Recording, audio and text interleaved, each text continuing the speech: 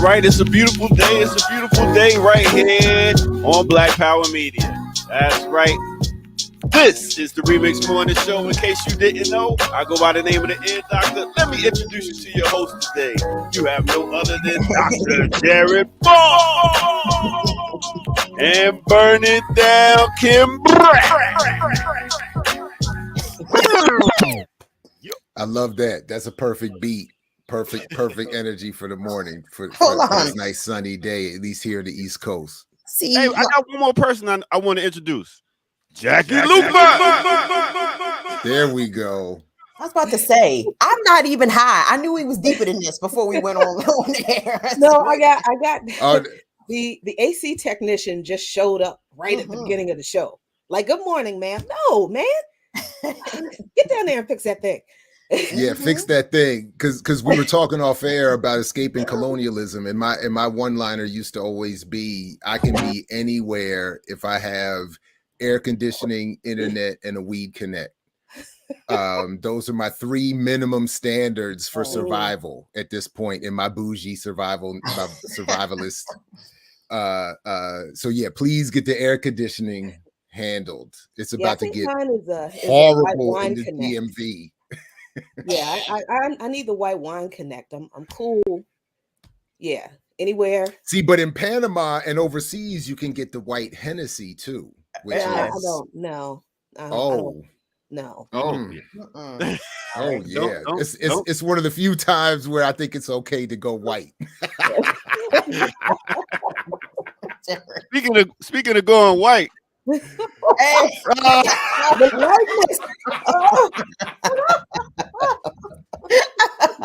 Kamal, if it's ever been necessary to be on time, Kamal. Apparently. Good morning, friend. I don't even know what I walked into. Don't even care.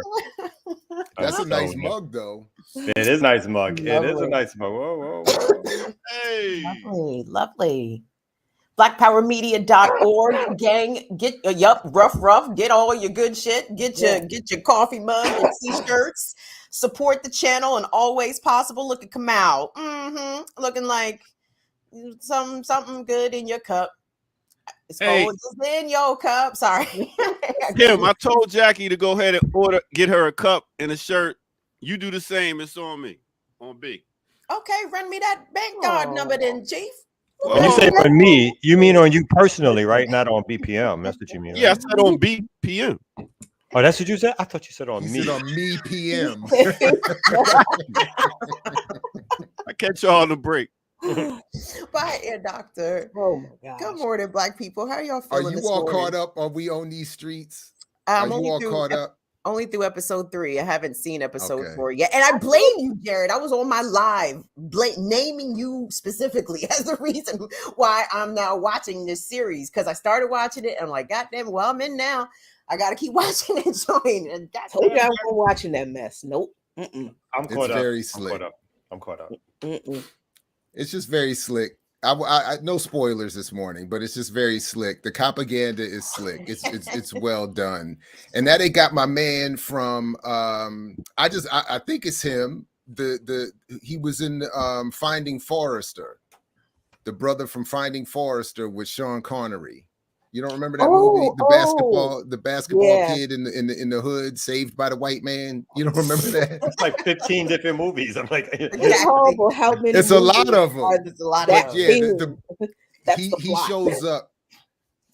What does he play? What does he play in the movie? He's one of the cops. He's one of the cops that is I one think in the process of not one of the corrupt cops.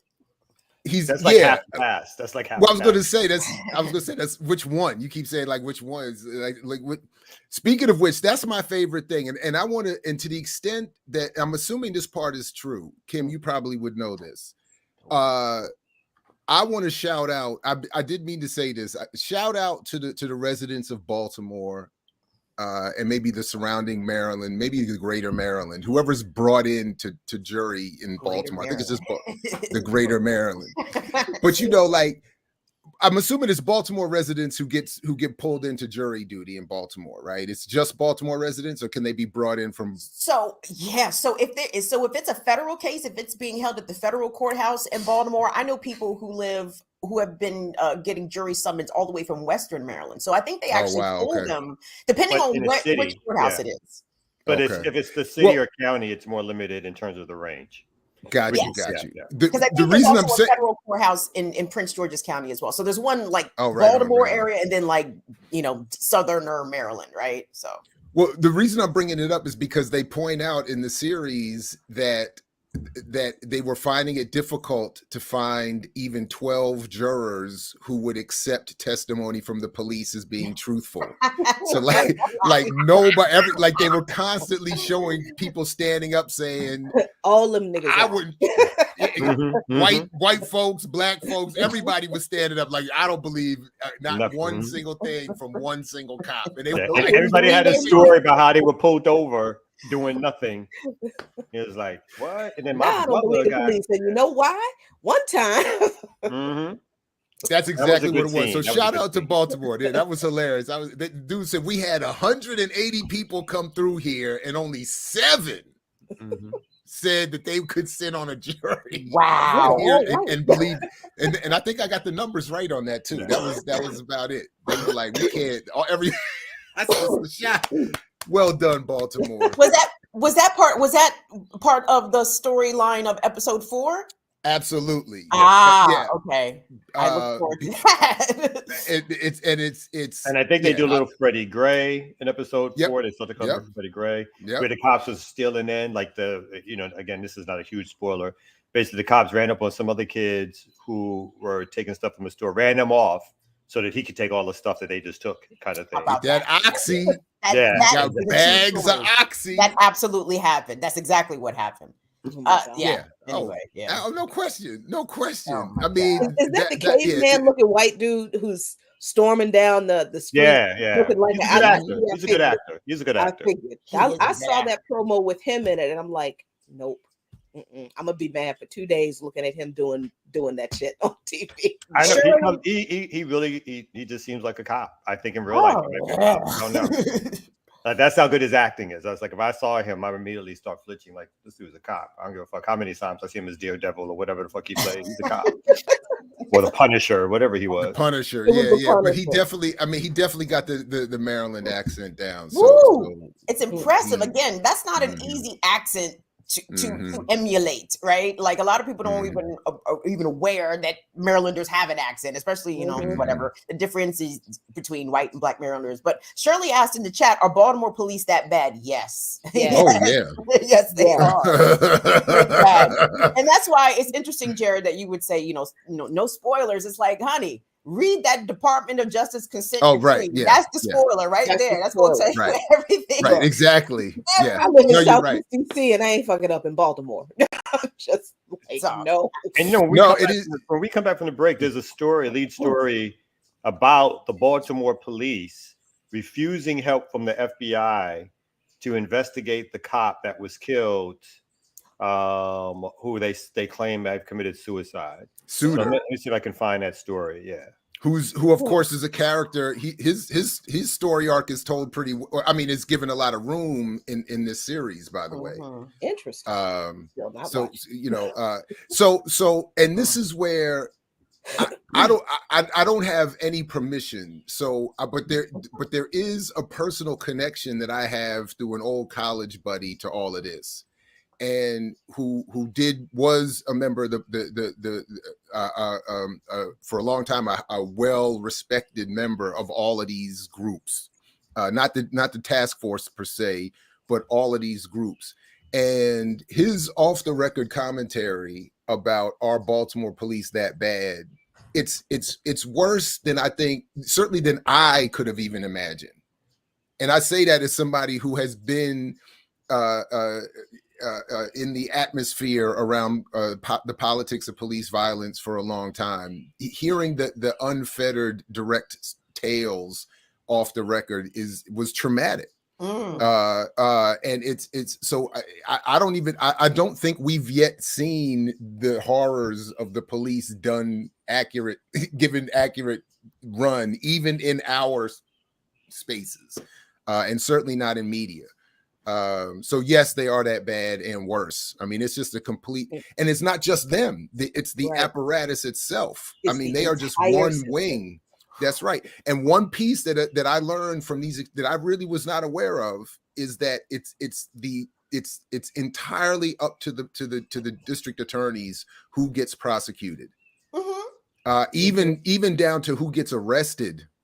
The police are not in control of this. They're just out here running amok at the whim of more powerful players. So I mean, it's just a madhouse. It's Which really is why the continued prosecution, the repeated prosecution of Keith Davis Jr.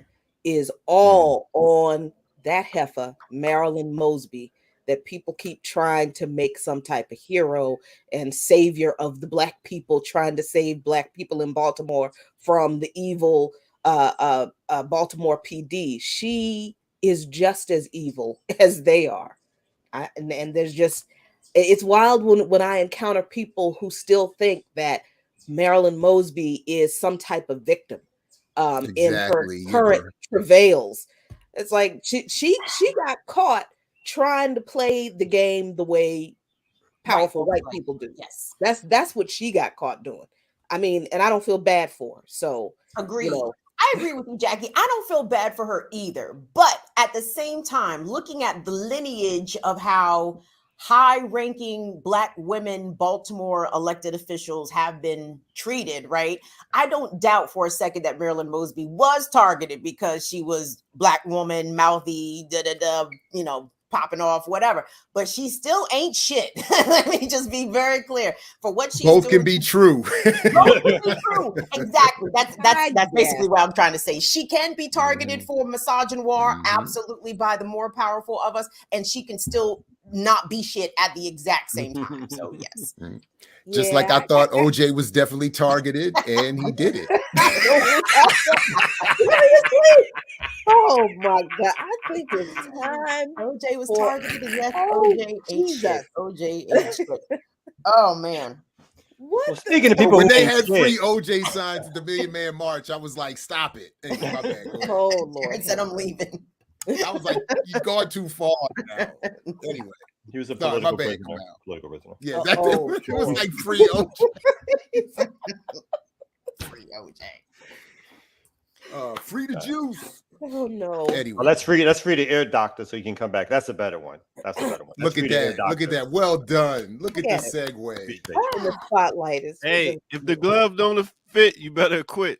That was what was going down. Johnny, it worked well. Worked well for OJ. Did you all see the series though? The series with my man played. That was good. My favorite part when he said with who played OJ in that what's his name? Cuba Gooding Jr. Cuba Gooding Jr. But when Vance, series. The actor who played Johnny Cochran, Courtney Vance, when they have that scene where the other brother from the prosecution was trying to say, we can't have Mark Furman be heard saying the N-word in the courtroom. Yeah. When my man walks back after he gives that speech about that's the most disrespectful thing I've ever heard, he looks at he said, "Nigga, please."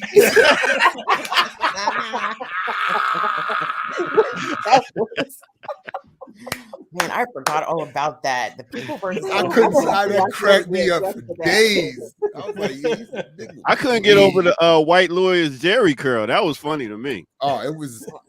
They killed it with that. Yeah. They killed it. And then she got it, and to this day, you see her popping up on TV now with her whatever straight hair. She permed it. It's straight now. Yeah. Oh no, she got torn up pretty quick in the press even then, and then did her hair transformation then, and still. I forgot that. Oh, still yeah. Lost. That's what's her face? Her little tryst with what's her face. Straighten that hair, huh? Well, Jackie, she blamed you all because she said it was Black women who she used to rely on and who turned on her, and supported OJ even as he was with a white woman. I couldn't believe it. It was the black women that didn't stand by me. Yo, so what we're gonna do is gonna take a quick break, do an artist spotlight, and yeah, let's get it right here on the Remix Morning Show.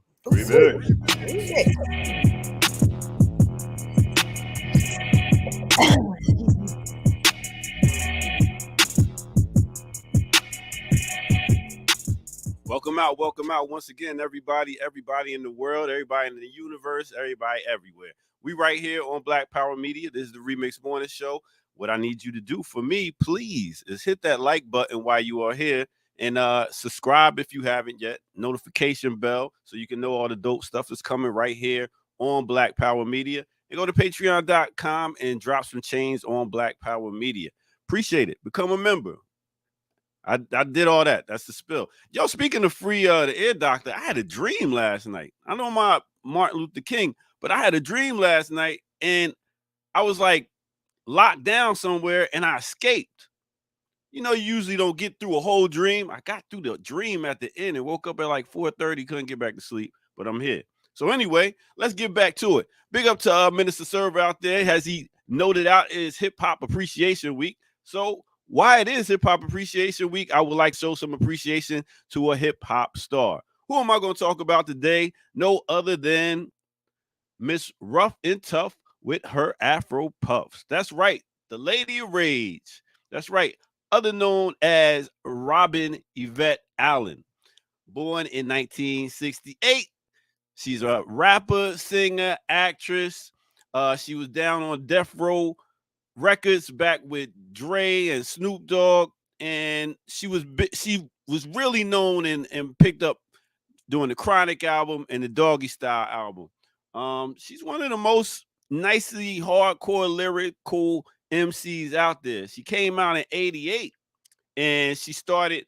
Now she's from Virginia. A lot of people think she's from California, but no, she is from Farmville, Virginia, and she actually moved up to New York and worked with a rap group from Queens that worked with LA Posse, who's done hits for LL Cool J, and she actually was known as Rockin' Robin back in the day.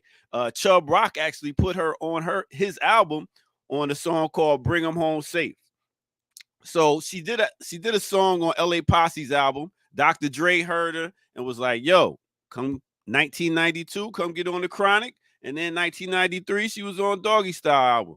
Now, she only came out with one solo studio album, which is called Necessary Roughness, which was released back in 1997. It did its thing, especially with Afro Puffs being the lead single, especially being on the Above the Rim soundtrack, which put it out there more.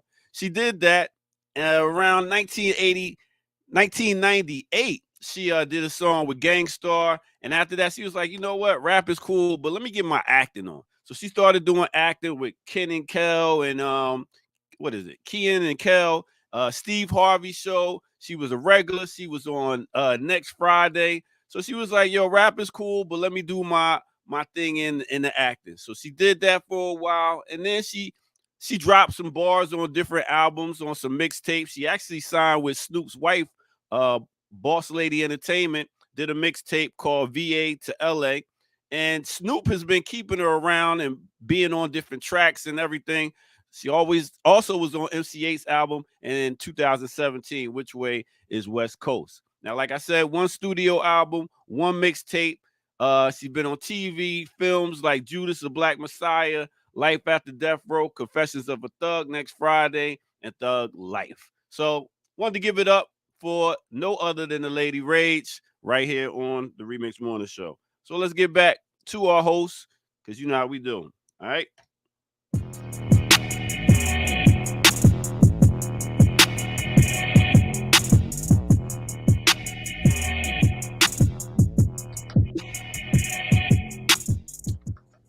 So I had heard rumors that, or I don't know if it were rumors or people were trying to push, and I was fully in favor of this, that she be brought up on stage during the Super Bowl, and that now that Snoop owns Death Row, that he signed her and finally put her album out. Because if you follow what happened with her career, her album never got put out on time, never got supported the way it was supposed to, and her career kind of got floated or put in a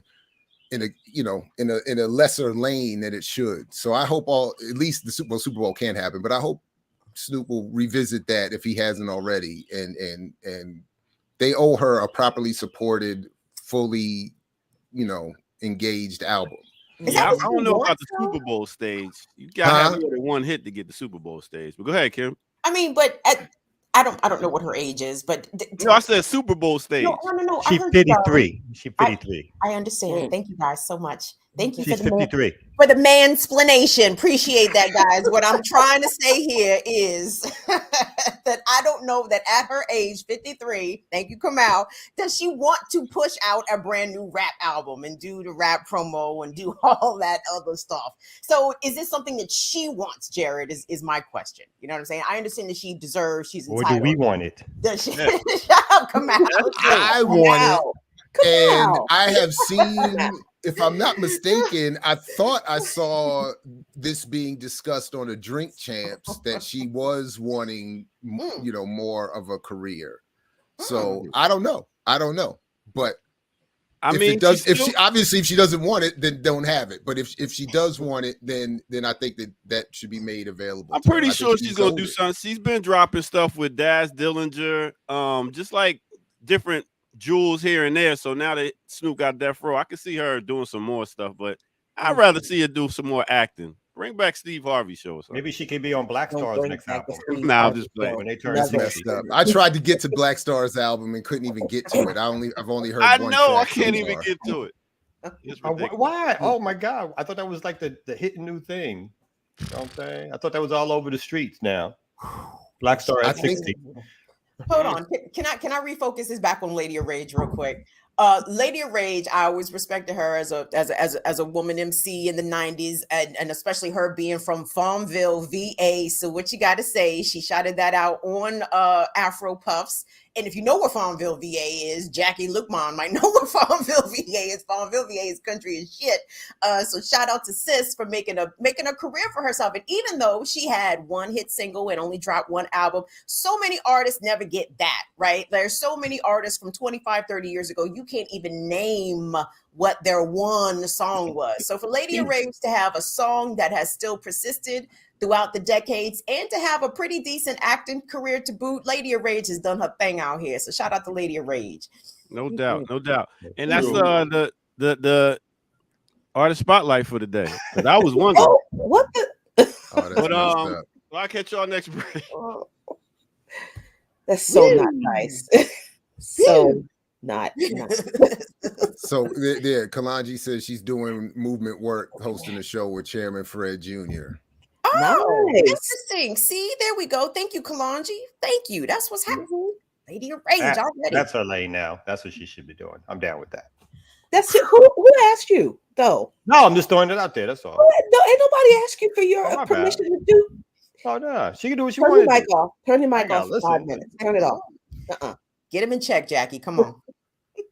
Check him. Time out for you. Put him in time out. Tell him turn his camera off, Jackie. Put him all the way in time out. All right. Well, oh wow. All right. Well, since we can't reach Kamal, let's slap the map.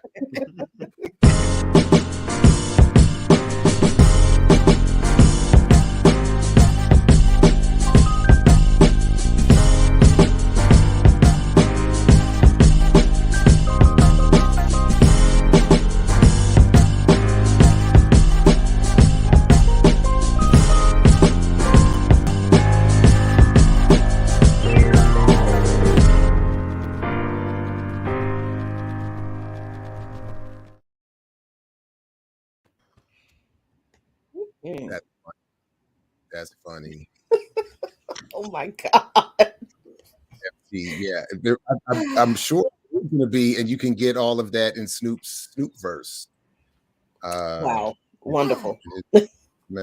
Snoop verse. So what did you do this morning? I added stories on top. Yeah, go get that air conditioning, Jackie. You hear? I heard that.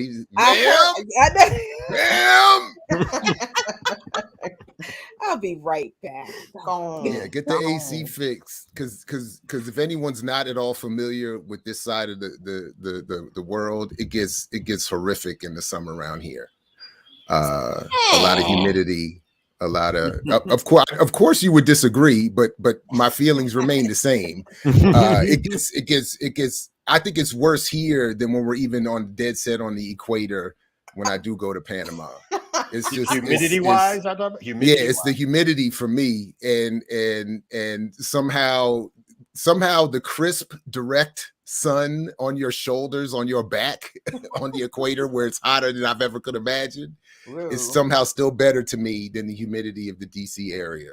Sir, spoken like a man who has never spent a summer in Little Rock, Arkansas. I spent many summers in Little Rock, Arkansas, and let me tell you, it is Hades. It's literal hell. It is actual hell. I lust to come back to the DMV and embrace this 88% humidity as opposed to the unyielding power of the sun as it is felt in the Mid-South. It is quite bad.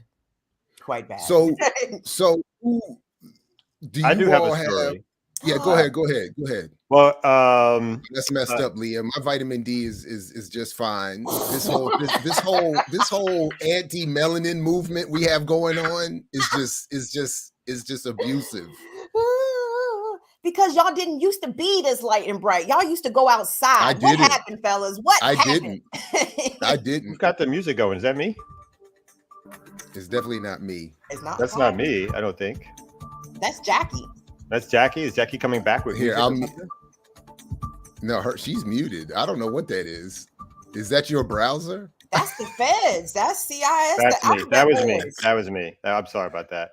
What's I was doing that. I was like, "What the hell is that?" I don't know what that is. So in Atlanta, there's been ongoing protests. Going back to crooked cops and what crooked cops do.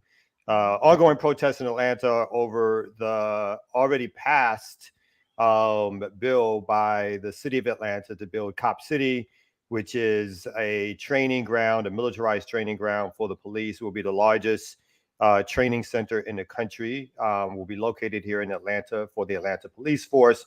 There's been continual protests and actions over the building of that Cop City, again, even after the city council and the mayor passed legislation last year. So we've continued, I say we, because Community Movement Builders has been one of the organizations at the forefront here in Atlanta. We had 3 protests this weekend.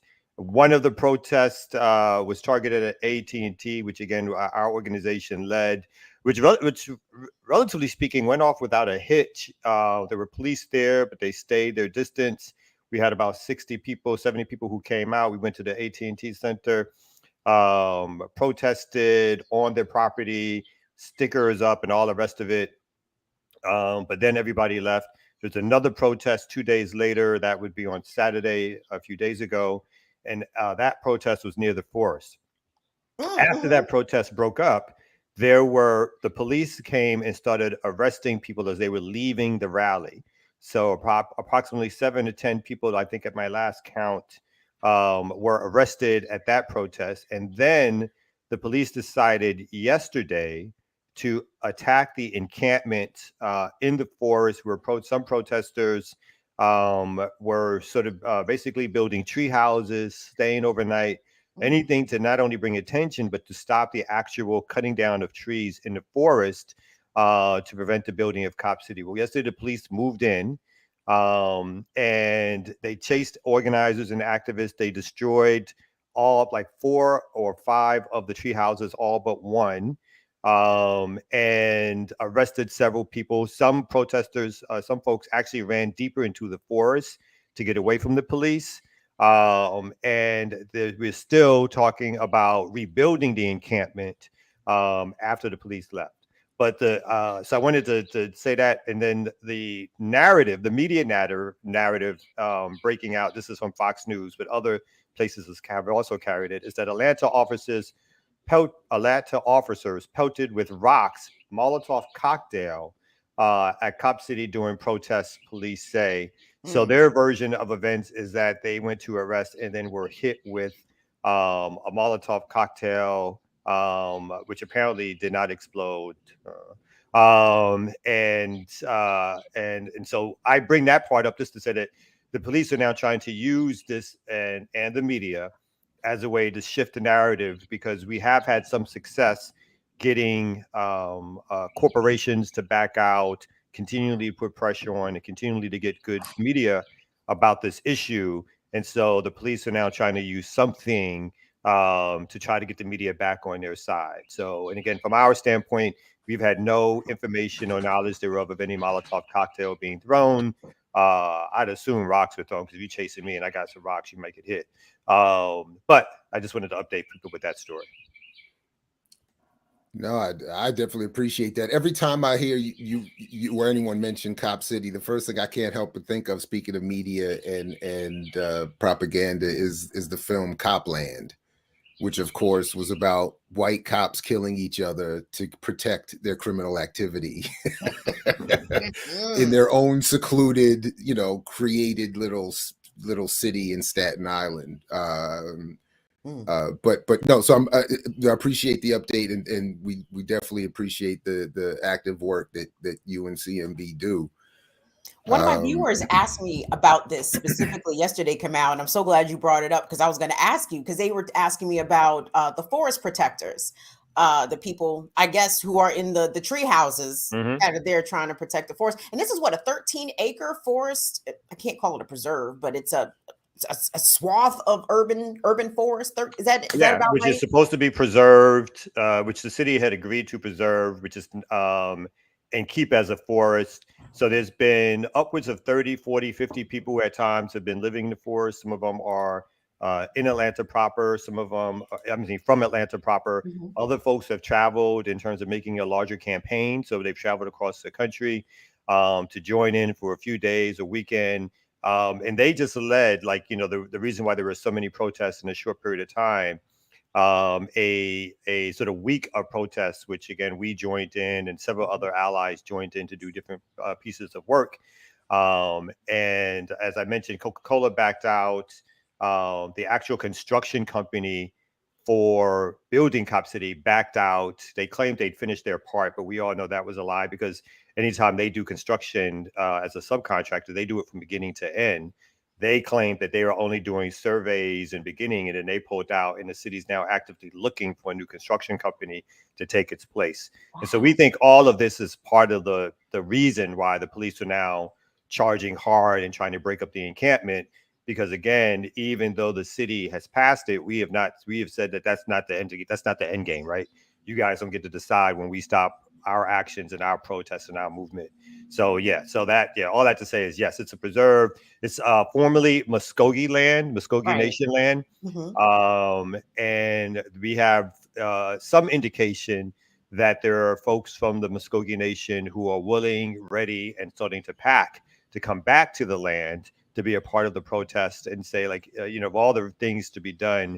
I mean, I've already have built a jail on it in the past, but of all the things to be done on the land that used to be of their tribal nation, is to continue to use it for imprisoning and jailing and killing of people, but basically the learning how to kill people, learning how to stop movements and protests. That they want to come back and reclaim their land in some way. So obviously we don't know the legalities of that part actually happening, but the symbolism of having the Muskogee Nation come back and say, this is a further desecration of our land. We don't want this to happen. We think can be powerful, and we hope that part of the movement begins to arise and happen. Hey, what was the legalities of the Muskogee land being taken from them in the first place? You know what I'm saying? Let's use that same funny legals. Did we come and take it? Y'all take it? Okay, we come and take it back. How about that? How about that? Their manifest destiny. How about that? Right. Remanifest. Remanifest, that's right. This is awesome. I am so encouraged by this. I love environmental justice. I love being with the shits. The fact that Coca-Cola has pulled out seems extremely significant, because Coca-Cola run things in Atlanta, right? Coca-Cola finance everything in Atlanta. So for Coca-Cola to pull their money out, that seems like a BFD to me. Y'all some bad. I mean, and that's one reason why we started continuing to focus on the corporations. And again, it's been help from groups like the Sunrise Collective, Color of Change, even other organizations, national and local, which help push them out. And Coca-Cola was one of those organizations that at the beginning of this started claiming, at the beginning of the recent waiver protests, it was one of those organizations that put out those fake manifestos themselves about how they support Black lives, how they and so that we used against them. Now we're targeting AT&T when basketball season starts back up. The new season starts back up. We're going to get on the Atlanta Hawks, who have also supported through the Atlanta Police Foundation the building of this cop city. So don't be surprised if you see us at some games.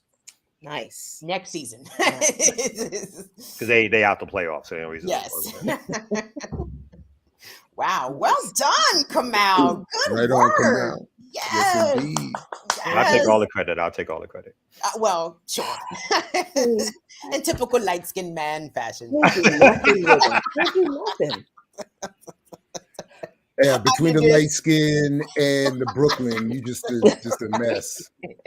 It's just a mess. Irredeemable or unredeemable, irredeemable, whatever it is. Unable to be redeemed in any way. Yes, that. Jackie the man, fix your AC. We good in the hood. Brewski, not yet. Cool for the He's summer? Still down there with the whole doing things. I don't know what's going on. It's hopefully I'll have. Where's Brewski? How come Brewski is quietly letting this man work?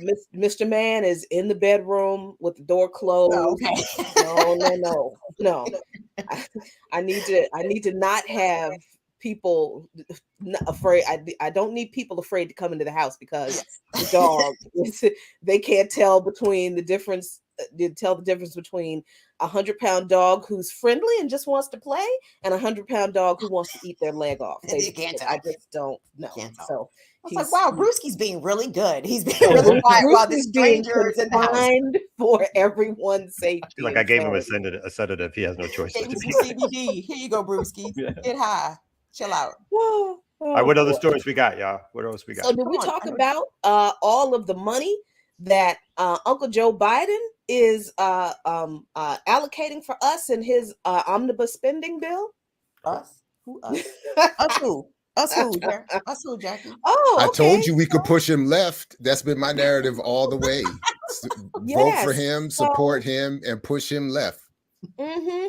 So apparently all of that pushing Joe Biden left has been so very successful.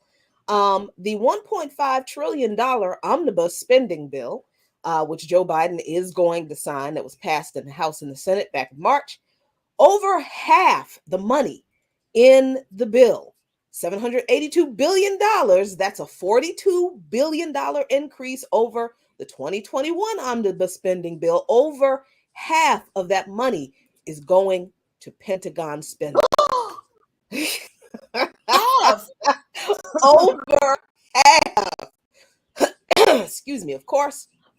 Nato is getting a chunk. Let's see. 13.6 billion is going to Ukraine, and all this bullshit about it's food and humanitarian assistance. Stop believing that shit. It's going to they're paying security forces in Ukraine. They're obviously giving the defense contractors in this country money to keep building these weapons to go to Ukraine. $7 billion is going to various parts of the U.S. military, Army, Navy, Air Force, and Marines, but also Voice of America. How is that not state-sponsored radio? Oh, it Tell is. me how it's not. Is it labeled as such on Twitter, Jackie?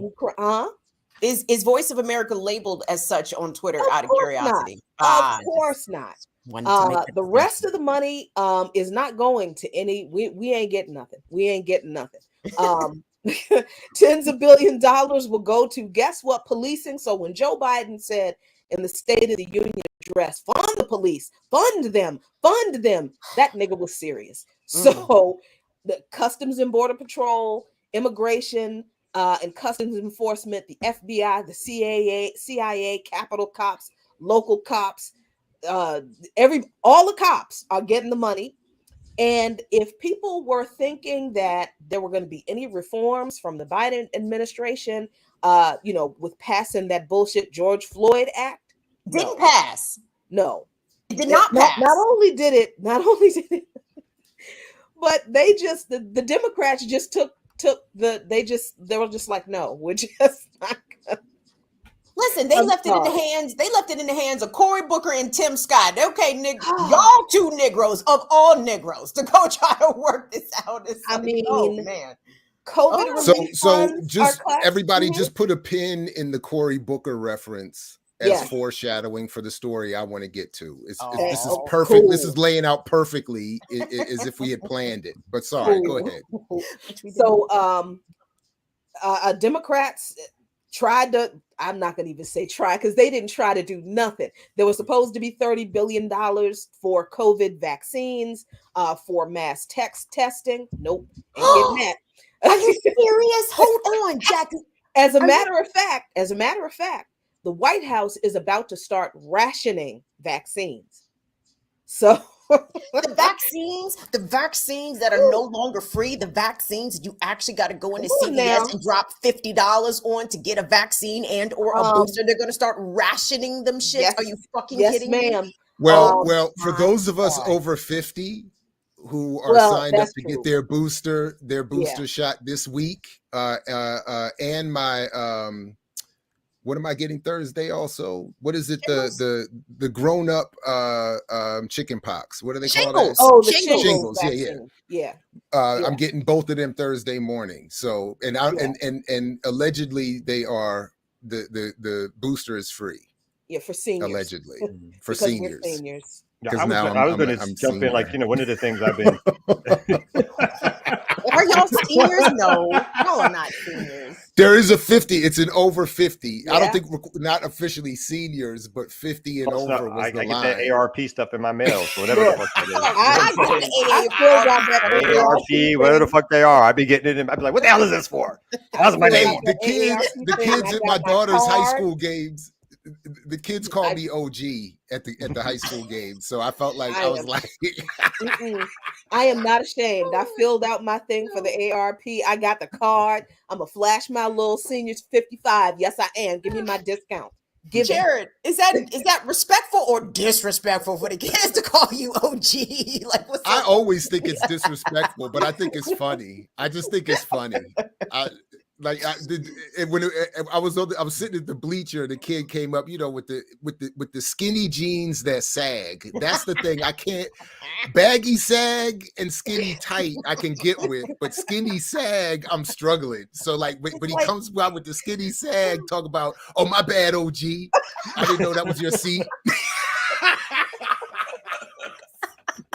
I said, "Oh, gee." Oh my god. Oh man. Anyway. Sorry. Oh Lord. The only thing I wanted to add about the story, or about Biden in particular, is that he's going full all in, also on his pro cop language and his pro police. He is like, if you either look at his Twitter account or his news conferences, he is 100% using the language of fund the police, fund the police, fund the police. And so I just only brought that up because, going back to Jared's earlier jokey remark about people saying how they were going to push this dude left, he is in their face doing totally the opposite and saying, like, fuck you, you're going to vote for me anyway because that's how y'all get down. So I'm going to get the police on my side. And all those who support the police. So he is going all in terms of ceremonial actions. Obviously, the resources he's given, visiting the I think he recently visited sort of some grave site or something like that. So he is all in pro cop, no ifs, ands, or buts. Well, they did just suffer an unexploded Molotov, Kamal. That's true. That's true. Hold on, Jackie. Circling back to this omnibus bill, in a press conference that Joe Biden gave, I want to say maybe like a week or two ago, because I clipped it and played it on my show because I couldn't believe that this nigga said this shit out loud and told this to people. He said that it's imperative for Congress to pass this funding because we need to fund Ukrainians' pensions. We need to fund pensioners. We need to fund seniors in He Ukraine who He have said it. nothing. He said that. He said it, and he meant it. And he said it when Zelensky asked, excuse me, the Biden administration for, I think some reports said it was $7 billion a month, and other reports said $13 billion a month to maintain the Ukrainian government, to literally run the Ukrainian government. That he's gonna get some. He's gonna get a chunk of that money. Zelensky, the man who was implicated in the Panama Papers for being a lying, thieving, rich oligarch in Ukraine, hiding money in offshore accounts. He's gonna get some of our healthcare, student loan, affordable housing money. So not only that, but I wanted to make this really clear. There is a lot of allocation for quote unquote democracy programs in this spending bill to counter disinformation propaganda by malign actors, including China and the Russian Federation. This is a part of this Bureau of Disinformation, or whatever it's called, Ministry of Information, that was established in Department of Homeland Security just a few weeks ago. So they're getting a chunk of this money. But also, another $40 million is being set aside to target Venezuela. So the U.S. government is not done trying to overturn the democratically elected government in Venezuela. And they are also not done trying to overturn the democratically elected governments in other countries that are doing business, trading with, have diplomatic relationships with China. The National Intelligence Agency is reporting on China's biotech industry and their Belt and Road Initiative, specifically which countries and entities are doing business with China so that the U.S. can sanction them. That's why they're doing it. So that the sanctions hopefully will be so painful to the people in those countries that those people will rise up in rebellion and demand that their governments that are doing business with China go away, so that the U.S. can install a government that is friendly to it. And of course, the apartheid state of Israel is going to get their $3.3 billion to kill some more Palestinians and journalists. That's the better government than Trump that people voted for. That's the result of folks pushing Biden to the left. Fuck y'all. We told you there. I think that, I mean, the big turning point in the world is still going to be, for me, was when some of these nations, China, Russia, South Africa, maybe Iran, some others, start to figure out how to have an alternative money system, like as opposed to the SWIFT system. So an alternative way in which countries do business with each other that's not dependent on the European system or having the dollar as the base currency. I think once once they begin to even create an alternative that a few nations can slowly start joining on to, particularly with all the nations, I think at this stage, close to 30 nations that are being sanctioned by the United States. But once they start creating this sort of an alternative, I think it's called SWIFT system, where money gets to go through banks without going through the European system. I think that's a real turning point in terms of a real fuck you to the U.S. and European monopoly on international relations and international finance and business. Yeah. And we already see that happening. China's been developing that system for decades. And they were just like, we're just waiting for an opportunity for other people to come on and hey, look at this. So other countries are doing business with China and each other outside of the IMF, the Bretton Woods banking system that was developed after World War II to basically force countries to do business with all these former fascist nations that were the enemies that were defeated in World War II. So that's happening. And I think as the U.S. continues to try to marginalize and continues to target countries in the global South, like what they're doing in the Summit of Americas, not inviting Venezuela, Nicaragua, and Cuba. As you see, the Caribbean nations, the global South nations are speaking out and are talking about not attending the Summit of the Americas because they're like, we need a summit of all of the countries in the Americas. Otherwise, it's just a summit of the United States, and we're not having that.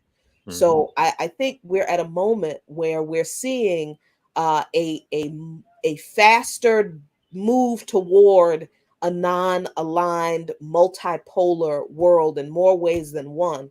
And of course, that terrifies the United States and the capitalists and the oligarchs here. So they're throwing all of the resources at trying to make sure that doesn't happen. But I don't think this is a ball they can stop. Wow. Adios mio. Yeah, that's yes. Go ahead. I know we got a couple minutes. Go ahead. Mm-hmm. Vamos. I mean, I don't really have anything to add to that, Jackie. I mean, I did have some other international news questions since you are a resident international correspondent. Yes, I wanted to get your thoughts about the announcement that Finland and Sweden intend to join NATO. A lot of people like, oh, Finland and Sweden, they've been neutral for 200 years. First of all, the European, they ain't never been neutral about shit, okay? Like the whites and never neutral, okay? The whites might be quieter than some of the other whites, but they've been doing their own brand of fuckery as well. But I could see how this could be a cause for concern for Mr. Putin, because Finland is right there. And we know that NATO have been doing military exercises in Finland for a very long time, much to Russia's chagrin. But this seems like this shit is going into the next gear now. You know what I mean? Yeah. Or am I overreading that? No, I don't think it's an overread. I think it's the fascist nations doing what the fascist nations always do. And please understand, when people talk about Finland was neutral, what? Finland's Air Force had a Nazi swastika in their flag until last year. Ooh, Finland, Finland collaborated with the Nazis. And as far as Sweden is concerned, my thing is this: if you are in a war against fascism, when you claim to be neutral, to me that means you're a fascist. Because if you can't oppose fascism, then why are you even here? So it's not a surprise that these nations are doing this. I don't think it was a surprise to anybody in Russia.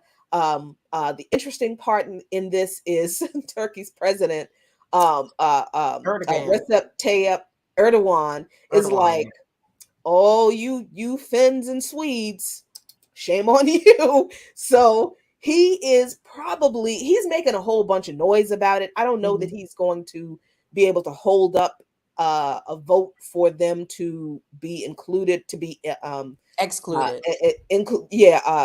To be included. I think because they both applied for sent their little applications in.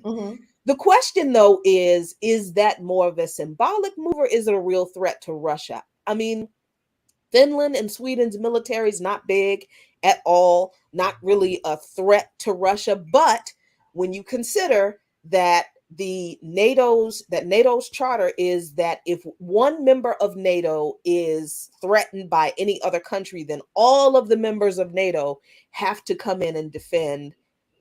So that's the sticking. Or even a little bit more than that is that they will begin to move military weapons and armaments closer to into these nations, closer to the Russian border. And so again, it's creating another Ukraine situation where Russia will feel at threat because, again, even though the U.S. and its European allies have continually broken not only treaties and promises to not extend NATO to their borders, they've continued at every opportunity to do just that. And the Ukraine reaction was basically Russia in its own way putting a line in the sand and saying we cannot allow this. This is too close to our border. If historically speaking, when there was the Cuban Missile Crisis, when the U.S. thought that Russia was installing nuclear weapons in Cuba, the U.S. reacted. So what is the expectation? Expectation should have been that Russia is going to react, but of course the U.S. and Europeans think because of their economic and military strength that they could just kind of like say, we don't care what your reaction is, we're going to do this anyway. And again, Russia because it has military weapons, relatively speaking, has a strong military, can do some countering, and with the knowledge of none of these nations are going to invade Russia. They don't want that fight. Right. But they are pushing to say that we were going to encircle you, which can limit trade. It can limit, it could even limit the ability to have airspace, right, for commercial and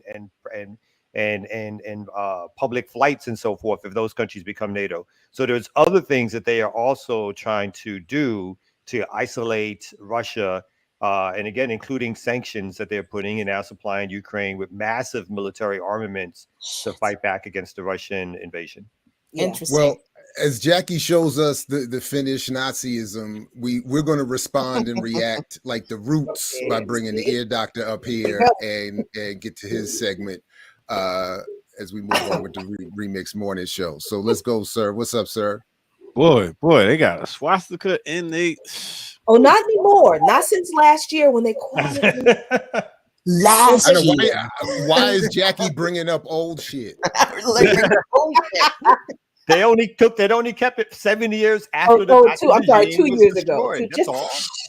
Wow. But I understand that the military academy still uses it in their. Right is right, man. Yeah. Well, I'm gonna do a quick break, real quick. I've been watching something new, a new look I seen on Black Power Media. I want to talk about real quick. So,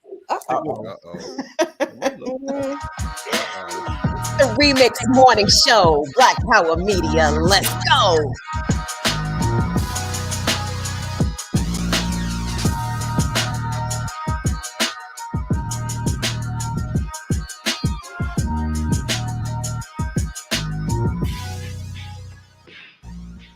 all right, y'all know what it is. This is the Remix Morning Show right here on Black Power Media. Like I said, I'm sitting here watching Black Power Media, and I was like, "Whoa, what is this? It's a whole new look." So, what was it, Friday or something like that? I was sitting back watching, and I was like, "I mix what I like, got a whole new look to it." So I was like, "Let me see what they talk about." First of all, they was talking about my homeboy Jay-Z. So I was like, "Oh, let me find out what they talking about." So this is the whole new look that I seen, and I was like, "I like it." So if y'all ain't seen it, check this out. I hope I need somewhere in there was some clarity about what I'm trying to say, but yeah, that's a It sounds like you explaining Jay-Z's role more than Bernie, because Jay-Z seemed like a tool to. It's the same thing. I think it's the same thing. I think it's the same. It's again, they're not necessarily placing Jay-Z in some massive control puppet, whatever, but there he is. Let's take advantage of. He wants to intervene. He wants to increase his own I don't know, platform or relevance. Let's allow that in the way that will again bring people into the party. Go ahead. I don't think that Jay-Z and Bernie Sanders have the same political ideology or the same political platform. Jay-Z, there was a famous photo of him sitting across from Forbes and that other investor guy, the Berkshire Hathaway guy, Warren Buffett. And yes, and that's where Jay-Z aligns. Yeah. That's who's influencing Jay-Z. He named his album, his record company, Rockefeller. Rockefeller, the first billionaire in the United States, was very big on philanthropy. You know, when I was young on welfare, living in the projects, I was able to do some things on Rockefeller grant, Rockefeller Foundation, K. Kellogg Foundation, Ford Foundation. You know, when I would get, little grants, or they'd give us some resources for the local Boys and Girls Club, it had on the paperwork, and it would have those little logos of the Rockefeller Foundation, K. Kellogg, and DuPont. So that's where Jay-Z is.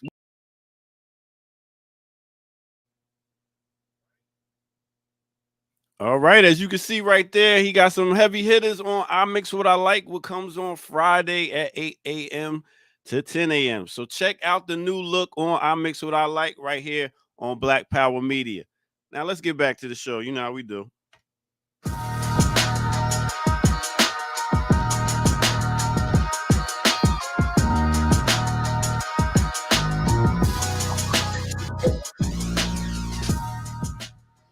Yeah.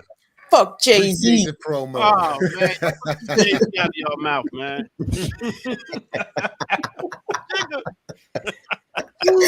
I was waiting for it. I was, oh, Jay-Z, I know what I'm gonna say coming back out of break. Hey, but I do like I like the crew you got there on Friday now, man. It's pretty some heavy hitters there. Nah, I'm enjoying it. And Brother Kaba got called back to the plantation and was not able to continue on. So they jumped on and we're having a good time. Diallo and I definitely disagree on the sheep herding issue. So we'll continue to debate that going forward, you know, and his nuanced look in the differences between Jay-Z and Bernie Sanders, which, you know, for me are insignificant. But you know, yeah, it's a good time. I appreciate them. And this Friday, we got Dr. Todd Stephen Burrows coming on to talk about his latest book reviews for at least part of the show. So it's going to be a fun morning. Hey, that's Black Power Media, y'all. I'll catch y'all next break. Peace. Sweet. Right on. Your doctor. So I heard you got something to say about Cory Booker. Yes. Let us dish about Cory Bush. So let me, not Cory Bush, Cory Booker, but let me, if I can, let me do the sort of slow build or the slower build and do this in two parts. Cause I want to show, I don't, this is easy to take out of context. And again, this is, I admit, some pettiness involved here. So I want to be checked. I need to be checked. That's why I like to work in collectives because I cannot be just let alone out here in these streets on my own. So I saw this clip. Let me just let it run. Let's check this out. What really happened the other day at This morning, I woke up to Candace Owens being outside of my house with a news crew. She was demanding that I come outside. Hello. I was just looking to speak to whoever is at this property because it's listed as the Black Lives Matter property. Sir? Hello? The fact that she's came outside my house and demanded things, harassed me, is acceptable. We're not trying to harass you. We'll gladly leave. We're just wondering if we can speak to anybody. Y'all, I really need my family to be safe. I need to be safe. I need my child to be safe. Girl, you're in California. Let the chopper sing. And what happened this morning is not safety. Thank you, sir. Have a great day. So clearly, this could have. I don't know what happened for real. So that's obviously an edit wanting to create a certain narrative, one that I probably am prone to agree with, but I admit that there's a lot of tampering that could have gone on there. I don't know, you know. So that was just where I wanted to start, and then I just want to show you, and just quickly because we can come back to that, of course. But of course, the story broke that the other day or yesterday. That the Associated Press got an exclusive look, apparently, at the Black Lives Matter Foundation assets, including the $42 million, or their tax filing, and including the $42 million that they have in assets. And I went through, I tried to go through some of it, and I'll pull up why the exact point I'm going to get to, and then we can talk about as much of this as we all have time or interest in. But I don't want to, it wasn't scrolling as easily as I'd like, but they allow you to pull up the PDF of the 63-page filing. And then it just sometimes, for me, it was taking a long time. So I don't want to move it, but I'll leave it here because just some of things of interest in terms of where some of this money went. It says Bowers Consulting Firm, and that's Patrisse Cullors' relatives, right? That's her family, if I'm not mistaken. Of course. And then you have How much the they Trap get? Heels. I'm sorry, they got 2,100,670, $2,167,894. That was a Trap full year. Gotta put your family onto the grift. Gotta. I mean, but Trap that's just in a Heels- single year. 2.1 million for that consulting firm for 1 year. Okay. Trap Heels LLC, which is the security Ex-husband, service. father. Oh, that's right. Right. Yep. Patrisse Cullors' ex-husband and baby father got $969,459. Damn. And I just want to, I mean, before you go on. Yeah, go ahead. No, go ahead. Not 9,000. Not even like 96,000. I mean, right. 900. Close to $1 million. For? Close to $1 million. I think this dude Security. does photography. No, that's not the security yet. Oh, I thought the Trap LLC was the security. No, it's a live production, design, and media. Sorry. Her brother, who has a security company, he got paid $840,000 approximately for security. Right. Okay. Right. That's not on this sheet. Right. The reason I stopped here is because I looked up at this Sadler Strategic Media Incorporated, and just so we're clear, strategic media is the new euphemism for public relations, which is the euphemism for propaganda or psychological warfare. So, but they got $696,364. So I just want to, and this is where I'm going to finally draw to that last connection that you all, because when I looked them up, I thought it was hilarious that, of course, it's a white woman that owns. Sadler is named after the white woman who owns it. But when you go to their clients page to see who else they've done media work for, it's just very interesting to note Gavin Newsom, Kamala Harris, Jerry Brown, Black Lives Matter, and there's your boy Cory Booker. Worst of the worst. So they set up anyway, that girlfriend fraud for Cory Booker. They're the one who orchestrated that Rosario Dawson relationship with Rosario Dawson. That's maybe I don't know. Anyway, that was really it for that the in addition to all the funny decisions made with the money. Is this a relationship with a PR firm, at least one that I saw there, that has its own interesting relationships with a lot of ignoble forces within the Democratic Party and the Democratic Party elite and elsewhere, which says a lot about the political trajectory of everything. Again, and then just to double back quickly, and then I'll stop. I don't mean at all to diminish how it would feel to have people show up at your house in any capacity to call you outside, even if it is Candace Owens politely leaning into your speakerphone. But anyway, so I just leave it there. I don't mean to diminish that, but I can't help. No. I do. I mean to diminish the hell out of that shit, because first of all, I want to know. Well, I know why we haven't shown up at the house, because we broke, because they took all the money and we can't afford a fucking plane ticket out there to show up at the house. And Ben Shapiro is spending that money to send Candace all over the place already. Let me say this: we got some comrades in California who can do. Yeah, the problem is that BLM LA is very plugged in. You know what I mean? Very, and even to some extent, it could be argued that the LA chapter does some decent work out there. But I had a conversation. I see Luke Kang in the chat, and we were talking about the ways in which problematic Black women or harmful Black women who are very visible can be collected, right?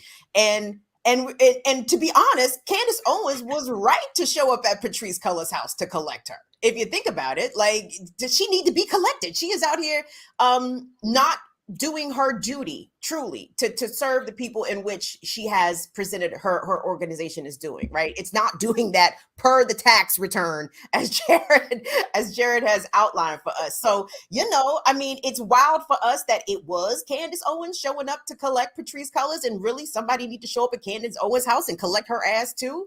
But I was kind of with that. I'm kind of with that, to be honest. Like, yep, both of them. I'm just upset that, ma'am. I want to be. They need to. I want to be on. I desperately want to be on Patrisse's side, as in, I want to be mad that Candace Owens showed up at the house, but it's hard to be mad because Candace Owens is a right-wing hack. It has no interest whatsoever. Yeah, it has no interest whatsoever in anything good for the larger Black community. But the problem becomes is that this particular person has allowed her to open the door to talk all this trash. And you can probably see those 990s are probably on GuideStar, or should be, again, if they're filing as a 501c3 or public entity. So people should scan those things, because the fact that I'm not even mad about the security money. I saw another article that talked about she could have hired a cheaper firm. I'm like, well, you hire whoever you feel close to. I'm not as mad about that. I'm just again, the first time I saw the stuff around the ex-husband or the baby's daddy it was a smaller amount, but still kind of too much. Yeah. Now this amount I've never seen before, which is basically $1 million of supposedly to shoot video, which I've never seen or no one's ever seen. It sounds outrageous, on top of the mansion and the rest of it. So every time, again, individually, somebody like me wants to be like, let's move on a little bit, it just pops back up. You know what I mean? That this kind of extravagant, wasteful, potentially, I don't know, maybe even potentially illegal, at the very least immoral actions have happened with money that was given, and not just money from foundations. I know the majority of that money, and because that kind of loot comes from foundations and rich white folks, but there was a time period where Black people were given little checks, sending little money, and that money adds up all over the country, believing that these folks were on the front lines of some militant struggle to stop police brutality and to, quote unquote, save Black lives. And instead of getting any benefit as a people, that money has been redirected for people's personal benefit, who now have their own choir of other Black liberals and white liberals who still want to circle the wagons around them and sing their praise and act like it's all some illicit targeting by right-wing forces, as opposed to talking about the actual issue of taking money that was meant for Black liberation purposes and spending it on expensive shit that has nothing to do with Black people. Mm-hmm. And I mean, I know that there's this distinction between, foundation money and those contributions that were sent to Black Lives Matter from the people, and there may have been some legal restrictions on, in regard to what they could have done with that money, like the point you made the other day, Kamau, about maybe they couldn't have used that money to directly bail people out of jail individually. They might not have been able to use that money to directly write checks for people's rent. But come on, if ever there was a time when I would have not been angry if some people committed some type of financial malfeasance, some book cooking, some creative accounting in order to use those funds to do those things, now would have been the time. Now, I'm sorry. Let me interrupt you real quick, because if I said something like that, I might have been no. She got us confused, Kamau. I was the one that was. Oh, that was you. Light skin. And then Kamau jumped in. The light skin's confused. Then Kamau jumped in and said, "No, Jared, they could be doing more. Yeah. It's just bright words. It's just white noise to you. It's messed up. It's this anti-melanin. Anti-melanin, yes. Anti-melanin is just a mess. But Now I lost the question I was going to ask. I was going to ask a question. That's I'm messed up. sorry. I apologize for mixing. I'm blinded by my own up. white noise now. That's I'm messed so up. sorry for It's a mixing my light bright skin. That's brothers messed up. up. I'm sorry. Light As you skin think your question, yeah, transphobia. they very well could have done exactly what you wanted them to do, Jackie. Most of the money that comes in, a lot of it was probably general funding, general support. They could Now- create programs to do exactly what it is. I mean, we do. But again, with the small resources we have a sustainability program where within a section of Atlanta, we pay people's rent, mortgage, utility bills, if they got code violations, just to keep Black folks in their homes and apartments, whether they're renters again or owners, so that the gentrification doesn't happen that much swifter, right? So with the little resources we get, we've carved out a program where last year we gave $25,000, dispersing it to pay people's bills to do exactly that, to keep them in their homes. So there's no reason why that could not have been done and or should not be done. To your point, to both of your points, actually, and to something, Kim, you even raised a little bit ago when you mentioned Dr. Melina Abdullah, or, you mentioned Black Lives Matter LA, where Dr. Melina Abdullah is. Before she blocked me on Facebook a couple of years ago, I had been trying to reach out to her, honestly, as a comrade, to say your engagement with Visa and claims around buying power is mistaken. Can we rap about it? And her response was that the money that they were making off of that relationship with Visa, the Black Lives Matter debit card, was generating money that was being used specifically to bail people out of jail. Wow. So that was part of her defense to me for that program. And my attempt was only to simply say that may very well be good for those people, but the promotion of the mythology still is having its own impact. Could we, talk about it? And then it didn't go well from there. So, but she said, no, we cannot talk about it. Yeah, she said no. Basically, that was it. No, we cannot. I'm not talking to you ever again. I'm gonna tumble you. I finger wag. No.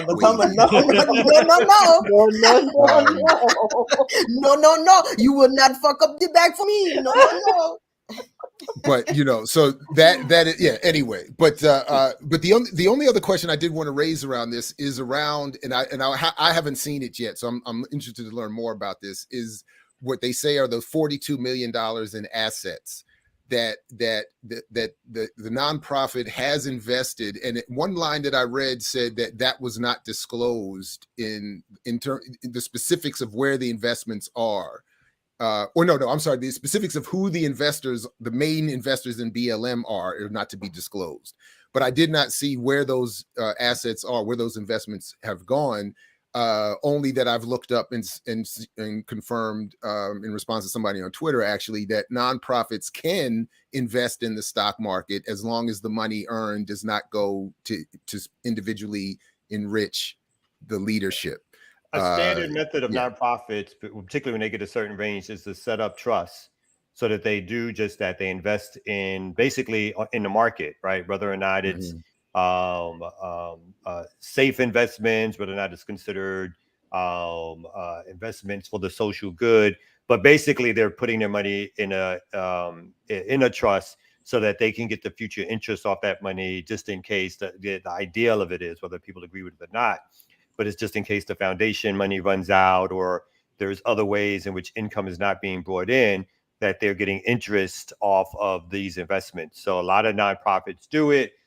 I think it can be weird, particularly nonprofits who, again, claim to be anti-capitalist, and what they do in that and how they do in that. But so that in and of itself is a mainstream tactic to make sure that the resources that you may have gotten in a lump sum, let's say, you don't necessarily spend out, and you have it for keeping the organization going, whatever that organization is, but keeping it going for the future.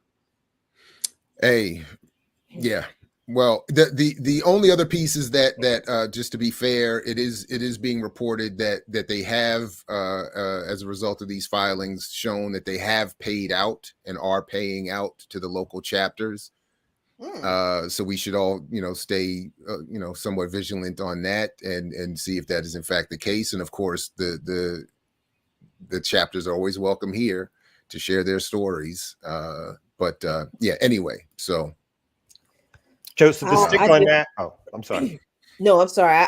I'm still just tickled that, you know, people aren't angry that what's her face beat us to showing up at that house. She did beat us, didn't she, Jack? I mean, I'm just kind of mad at that. She? I'm really kind of mad that Candace Owens beat us at our own job.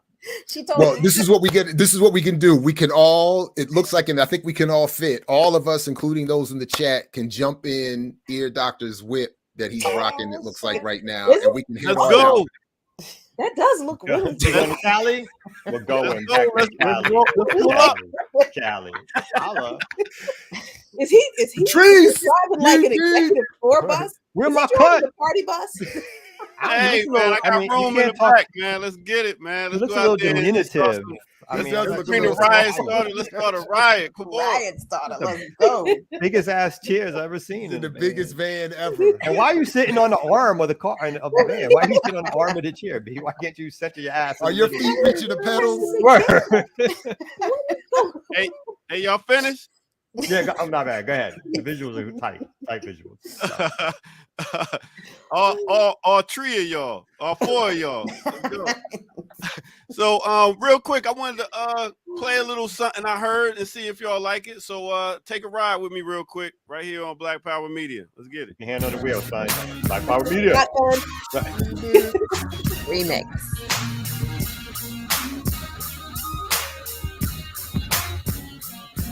Yeah. What's good, everybody? Welcome to the RemiX Morning Show. Wanted to do a quick break and play something I heard, and I was like, yo, it sounds pretty nice. So let's get to it. This right here is a song by Xavier Russian. That's right. So check it out. This is called Higher Self. Let's get it.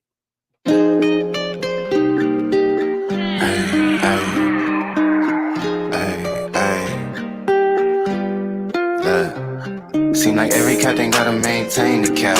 You can make change, don't change for that. Tell the whole truth, get paid for that. Bet you never fall off, you was made for that. You gotta be who you really be, shine from the inside. Cause they ain't really who they say on the outside. You gotta be who you really be, shine from the inside. Cause they ain't really who they say on the outside. Slaughter around the city with my day one. I ain't gotta worry cause they A1. Wasn't in the field and you can't come with us. My little shawty going stupid, going straight dumb with us. I'm a big time, still humble in the hood. Gotta keep it positive on nothing but the good. When I'm on vacation, I be stunting like I should. Got a real queen falling, she gon' stumble on the wood. And I still be doing business with my brother down. And I know that if I got it, I'ma cover them. And I know that if I need it, they gon' give it back. Gotta practice what you preaching, I be living that. Taking trips round the globe, bringing game back. Touchdown hood, happy that I came back. Take a photo with my granny for the memories. And if it's for a good cause, I'm buying 10 of these. Seem like every captain gotta maintain the cap. You can make change, don't change for that. Tell the whole truth, get paid for that. Bet you never fall off, you was made for that. All right, so there you go. A nice dope song that's talking about something, higher self. So that's what it is. Now let's get back to the RemiX Morning Show. You know how we do.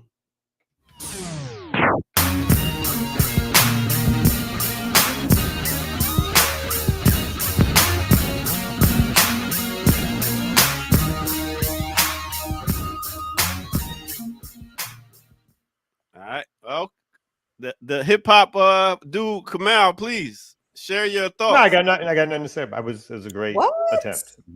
What? A great attempt. Oh, yeah. Yeah, it was a great. You didn't catch that backhand shade at the end.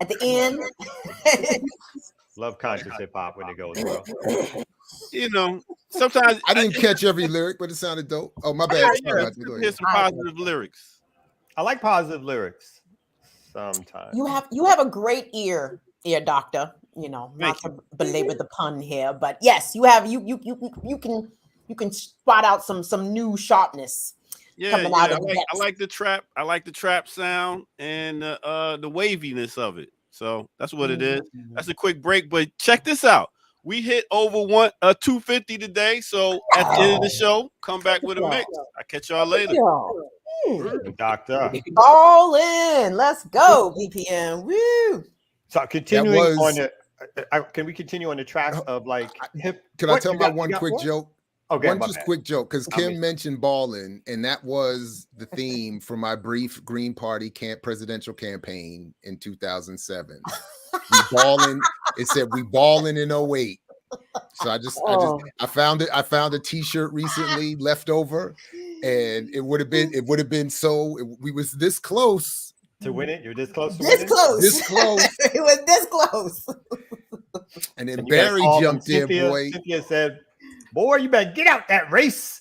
I'm about to. She said, "Son, I'm here now." Hey. Oh my God. Hey. Take a seat. Lord, and you done brought out Barack Obama. Have you seen Barack Obama's commercials endorsing Tom Perez for Maryland governor? I am nauseous at this shit. God. Well, lucky you, because I can assure you, the DC. But that's who they brought in to get rid of Keith Ellison to run the party, right? That was Tom Perez, that's his boy. Yeah. DNC used to run the DNC. He used to be Maryland Secretary of Labor. Tom Perez has held a number of things, a number of different positions.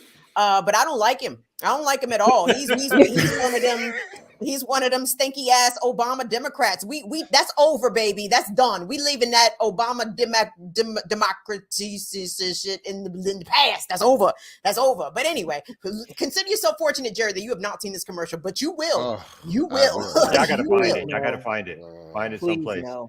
So I wanted to continue on the theme of social justice warriors and hip hop.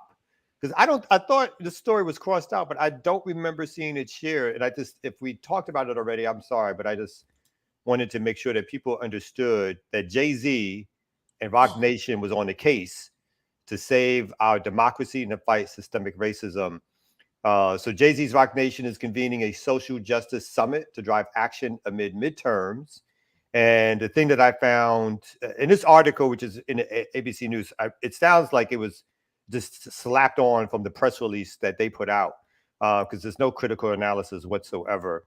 And so the thing that strikes me when we're talking about people like Patrisse Cullors and others is that there is this liberal mesh of Black celebrities, activists, and academics who are now considered, particularly by mainstream media, the vanguard of liberal left action.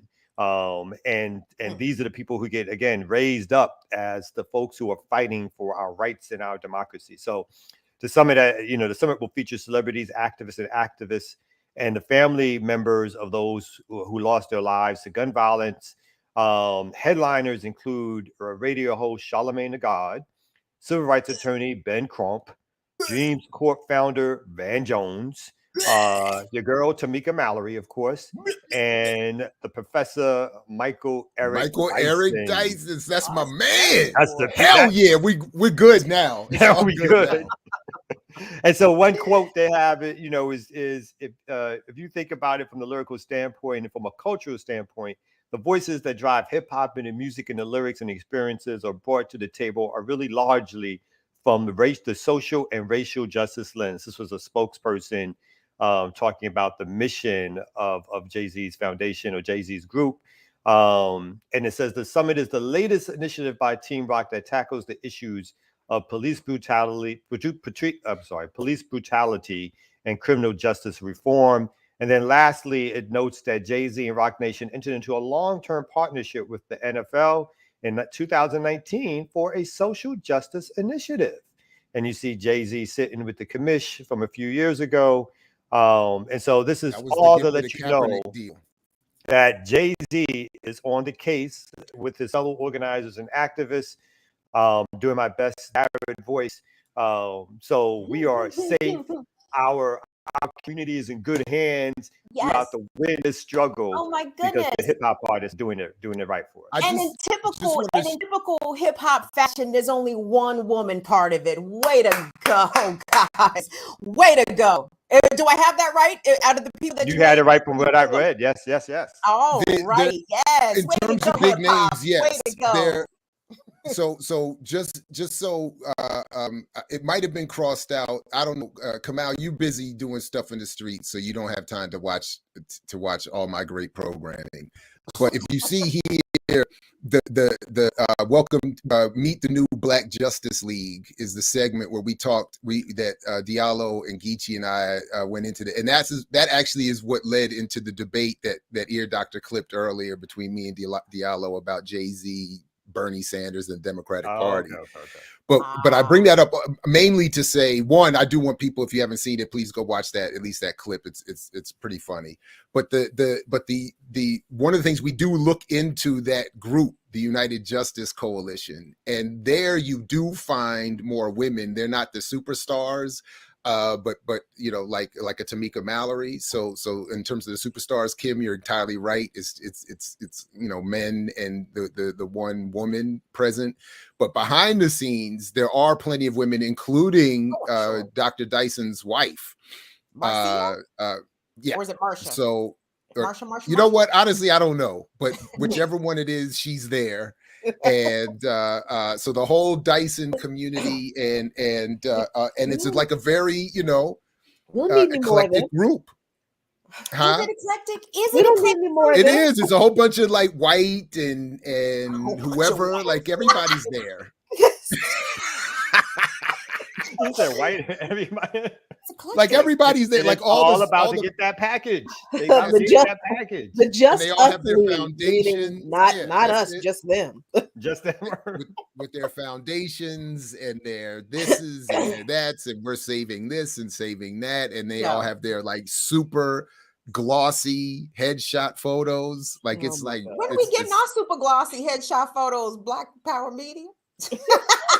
When we getting our super glossy headshot photos? Anyway, I have one headshot photo that I use, and it's because one of my daughters took it. And I just think it looks cool. And I have my George Jackson shirt on. That's the same one you see all over. That's it. Yeah, so, that's not answering my question, no, but that's okay. That's okay. No, I'm just saying that's what it does answer your question. We're not getting them. That's the point. Okay. Shit, I had something to chime in on in regards to this cadre of folks here, but of course I spoke a lot. But Kim, just to make your morning. Just to make your morning, I did pull this up. We don't even have to turn the sound on if you don't want. But we got to turn the sound. I got to hit the commercial. You got it. Oh, yeah. I just pulled up the section with Obama in it. Secretary He's in the whole thing. Political observer who worked for the Obama campaign is disappointed. Perez didn't use the opportunity to address the number one issue in the state's largest city. Any ad? Oh, I thought it was Governor. the whole. Tom Perez has his former labor secretary Tom Perez and the candidate's first TV ad. Oh, okay, my bad. Race. I just was scrolling to the part where I saw Obama in the video. That's fine. You ain't missing nothing. You ain't missing nothing. Yeah, Obama, anyway, you can hear Obama's been spending time in Martha's Vineyard because he talked about Tom Perez being wicked smart. Nigga, in Maryland, who are you talking to here? You wicked smart. That's a good catch. Anyway. I hear goofy shit like that all the time. Tragically, that's at 12 acres, right? Isn't that 12 acres he's got up there, or 40,000? I don't know what it is. The compound. The compound. I think that's exactly still the leader. I mean, obviously Biden is old and decrepit, so he's not the leader of anything really. So I think Obama is still like the unofficial leader, or maybe even official leader of the Democratic Party. Or that. I mean, they all look to him still. For their guidance and how to stay liberal, but not too liberal kind of thing. So he still plays a huge role. I mean, I remember that shot maybe a few months ago now, where they both were walking out. And as soon as all the Democrats saw Obama, they stopped to talk to him, and Biden kept walking by himself. And he turned around looking for where everybody was, and they were talking to Obama. So that right now, that is one of the people behind the power throne who somehow is giving the Democrats this great advice. To go moderate or go home kind of shit, and they're falling in line. So, oh my God, and he's ambiguous enough to be diverse and non-threatening all at the same time. So it's not like a perfect little. Not to me. He's giving me big white Hispanic. I don't even know if he's white. Is he white? I can't. I'm not good at making those delineations. Perez? Yeah. He looked kind of white. I just he assumed got a little white something in Latino. him. He's got a little something in him. You got a log in the wood pile somewhere. Yeah, or something. But you know what? That's not how that saying goes, but okay. That's how it was always used. That's how it was. That's not how that's actually that's Navy How does it slang. go? How does it go? Wait a minute now. So correct it then. Correct me on nigga that. in the wood pile. Oh well, yeah, but Yes, okay, yeah, okay. I see what you're saying. Okay, yeah. I thought I had the context wrong, but no, just Yeah, the language. it's Right. The polite way of saying that. Yeah. Right. So someone Dominican sounds of St. Elsewhere telling us that Mr. Perez is Dominican. So he's oh, okay. Yeah. There's something in the wood pile then. Okay. However y'all want to use it. However y'all want to use it, there's something in the wood pile. Okay, yeah, I wasn't aware of him, but I don't like his politics. I didn't like him when he was heading to DNC.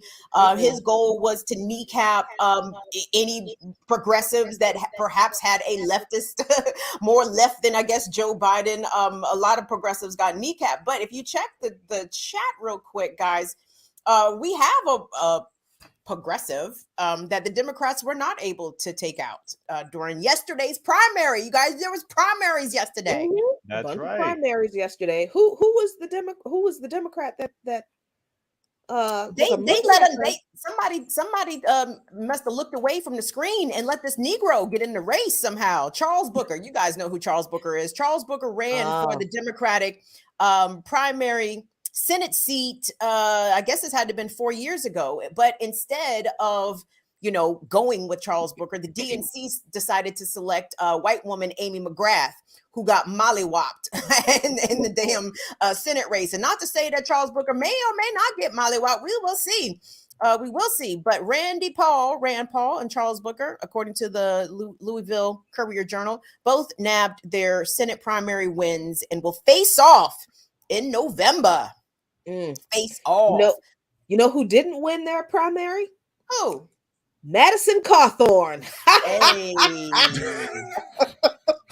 Now, why is that relevant to the Cry more, Liz? I don't even know why that's funny. Just Jackie's reaction made me laugh. I don't know nothing about it. That just was funny to me. Madison Cawthorn. You seem to be quite happy. Cawthorn was like the what is it, North Carolina? Yes. Poster child for the GOP. Everything. He was young, handsome.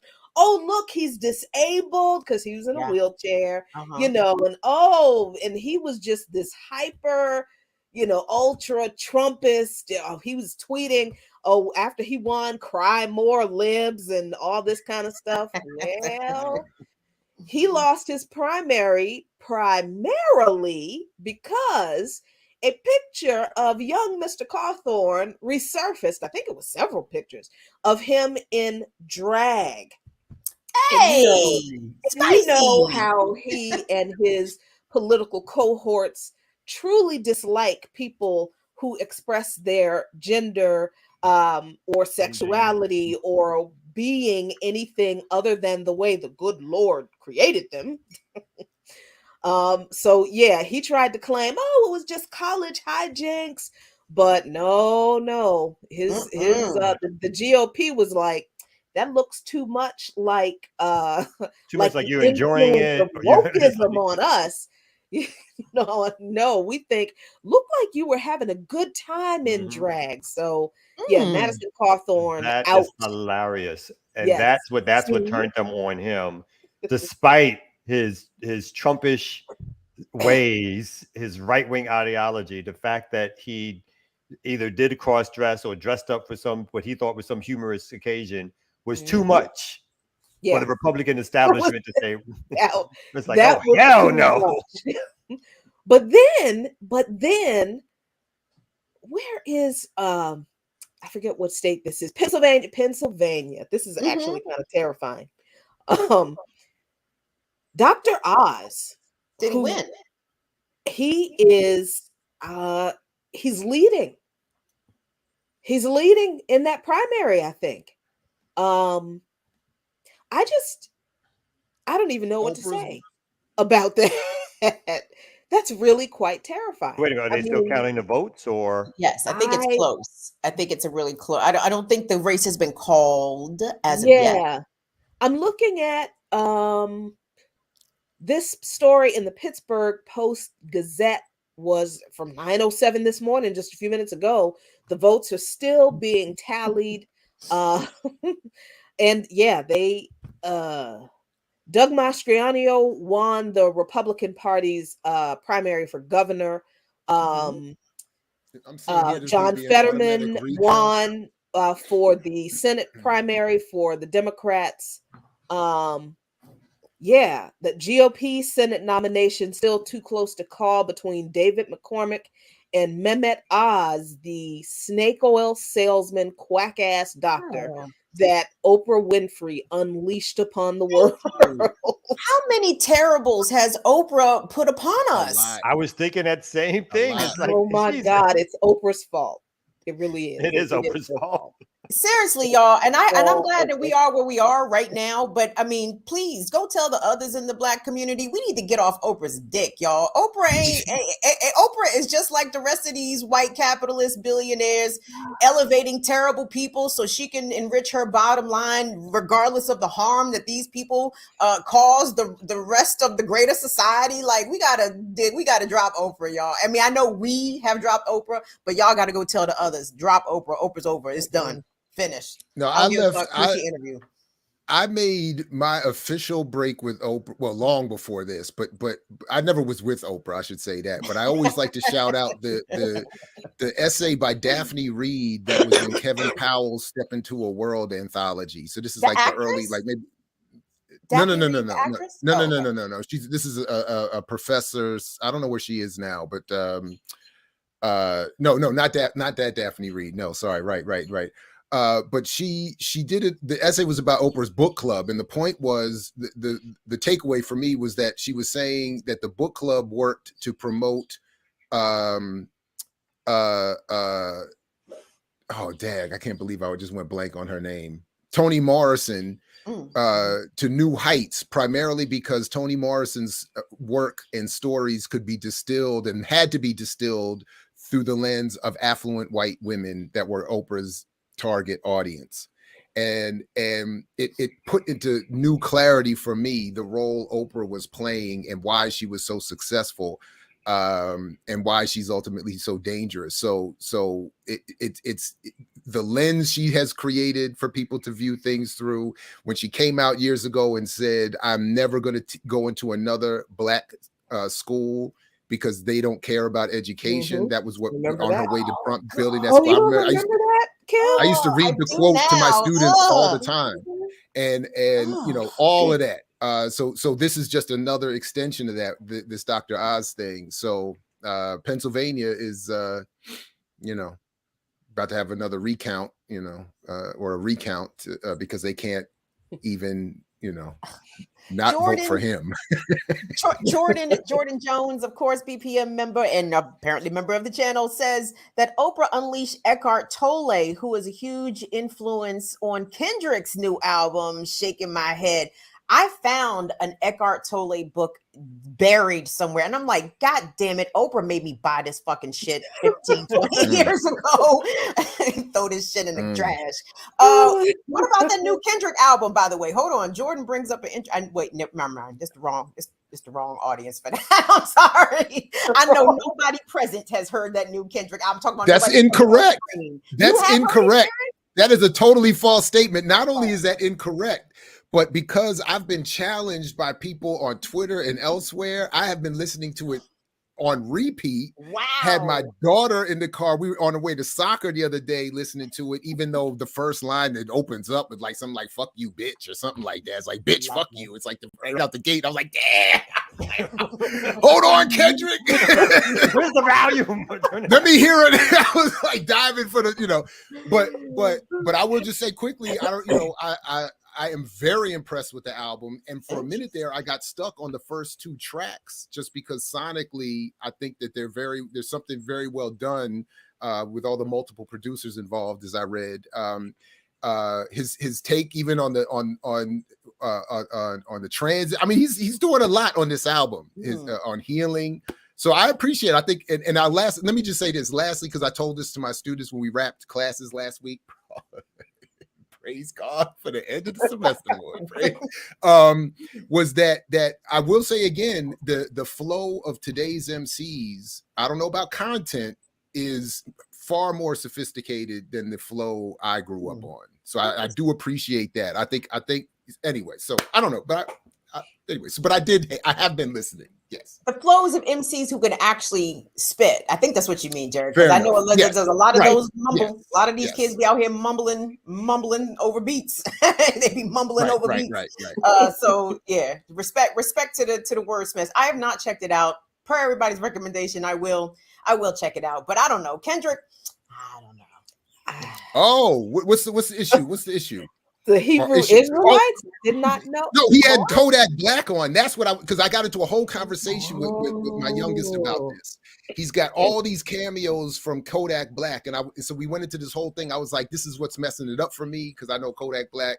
I have not heard any of his art, but only hear of him in terms of I don't like dark-skinned women, and women who want to work with me must sleep with me. So anyway, and rape allegations, I think. Oh damn! I'm pretty sure. That.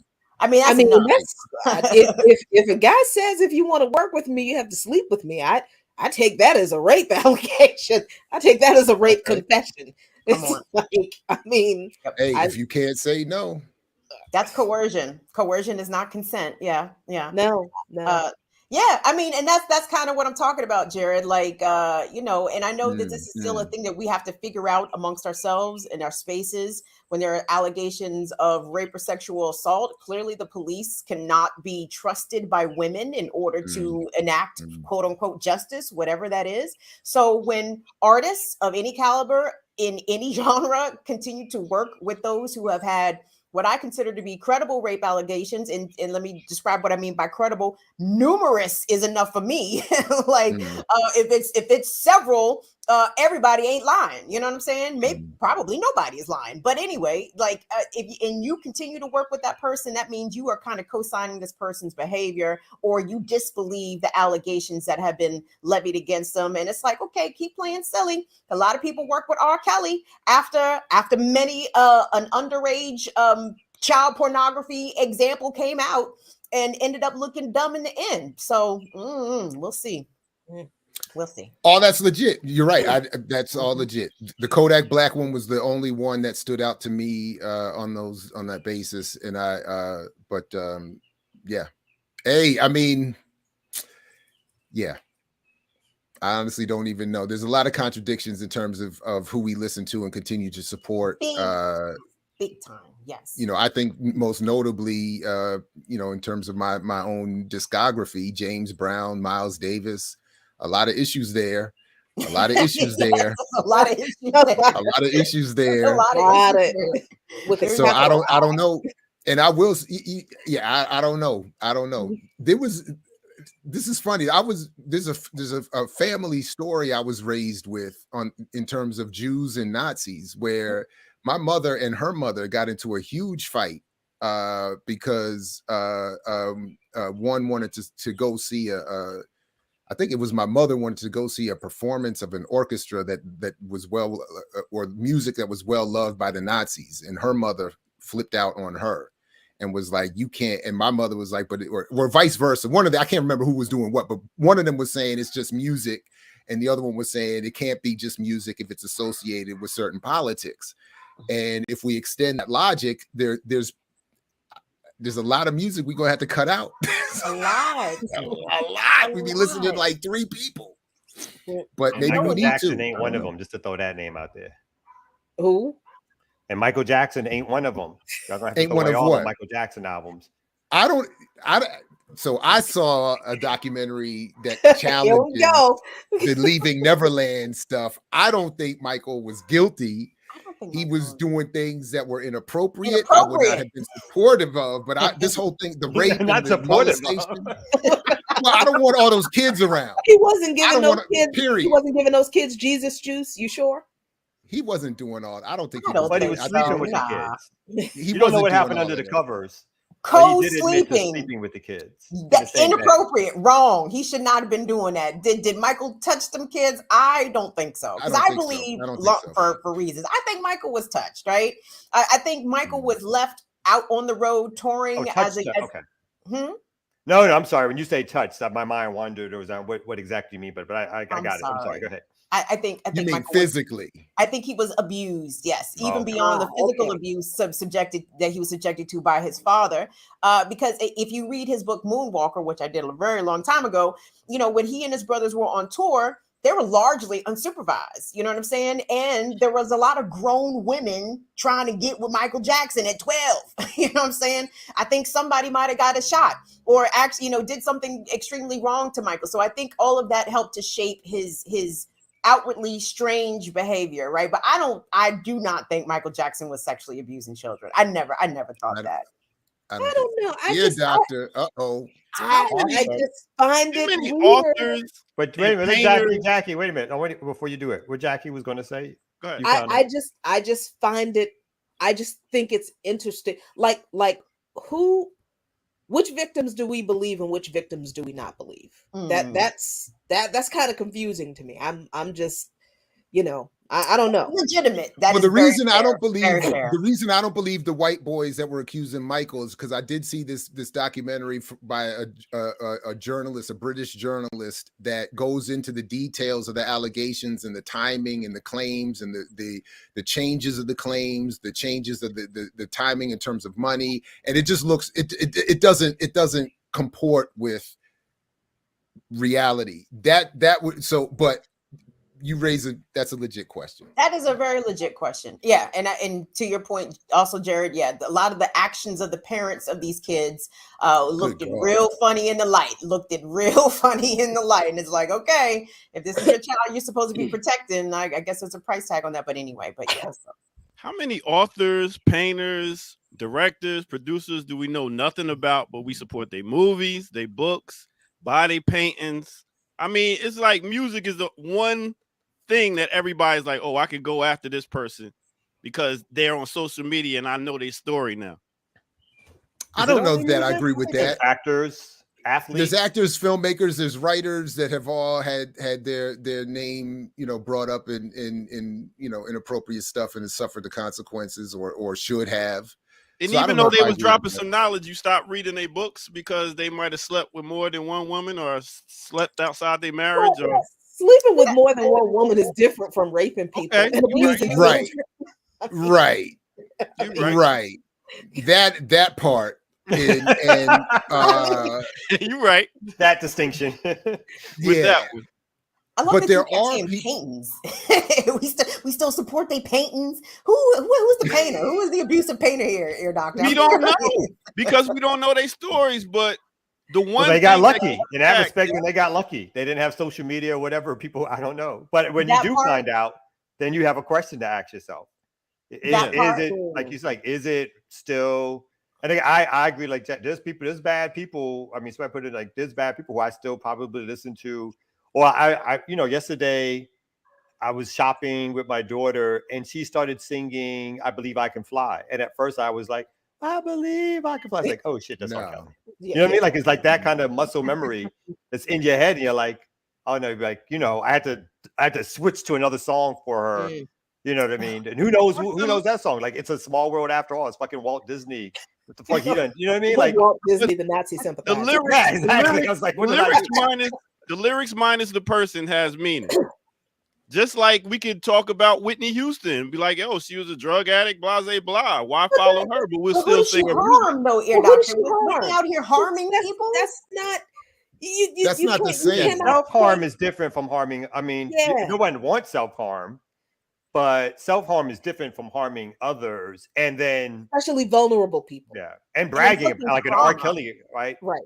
Then bragging about it or getting away with it over and over again, and having an industry forever sort of surround you and protect you for a very long period of time until it just became obvious. It's like, oh, we can't protect this dude anymore, and if he goes down, we can't get drugged down with him. So throw his ass in jail and never talk about it again. Destroy all the tapes of me like walking and talking and in pictures with them and that kind of thing. But up until the last minute. Back to Kendrick Lamar's album, I think that it should be a paper written in schools on it with these students because it deals with a lot of different topics that's that's out there that need to be talked about. And as I think long as they get the history right. Yeah, I think what I love about his music is he was like, yo, forget what people are going to say. I'm going to put out art. I'm going to put out what I want to put out and say, and not think about, oh, I can't write this, because that's what an artist is supposed to do. They're supposed to give you that essence of realness. And I appreciate it from Kendrick. So keep doing good work, Kendrick, even though you might not agree with everything he did. He also said during the Freddie Gray uprising that he didn't agree with protesting against the cops in the streets. Yes. And so that's something I always remember also in terms of and didn't he at the Grammys though? Wasn't he one of the people at the Grammys a few years ago who did the whole Yes, he did. Well, but that's the thing. So like his song "All Right" is credited as like a BLM anthem of sorts, and he's often associated with some sort of progressive, if not radical, messaging and imagery. But you know, yeah. Anyway, so I was sort of challenged to check out the album, and I did listen to it, and I appreciate it musically, but I have skipped over the whose is that? That's Jackie. Jackie. I can tell that. You can look at her job is calling. Her job is calling. Boy, I know what that Skype ring sounds like. Yeah, but anyway, but I did skip over the Kodak Black tracks. I did do that. But anyway, Ouch. I don't know, whatever that, worships. Oh my goodness, really? Worship Michael Jackson? Come on. My job is not even job. What I love doing is playing music, and I have to play all types of music. So I listen to all types of artists. Yeah, of course. I don't know. People don't get it. But anyway, we got 3 minutes left. Let's get to this mix. Mix. Oh, wow. Thank you, remixers, for showing up. Please Right hit the on. like button on your way out the door and tip your DJ. Let's crank this shit here, doctor. Let's go.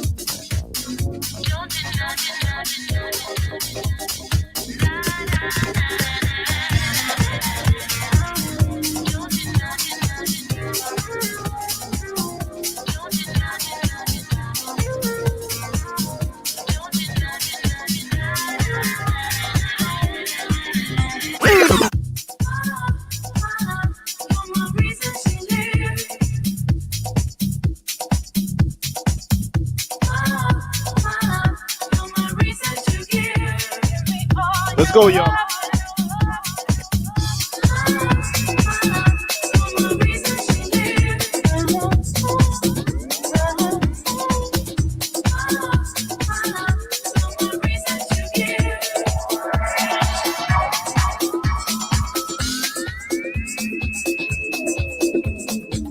Once again, this is the Remix Morning Show, y'all. I go by the name of the Ear Doctor. Y'all rocking out with no other than Black Power Media. And we'd like to thank y'all for tuning in. We will be right back here in the morning, 8 a.m. to 10 a.m.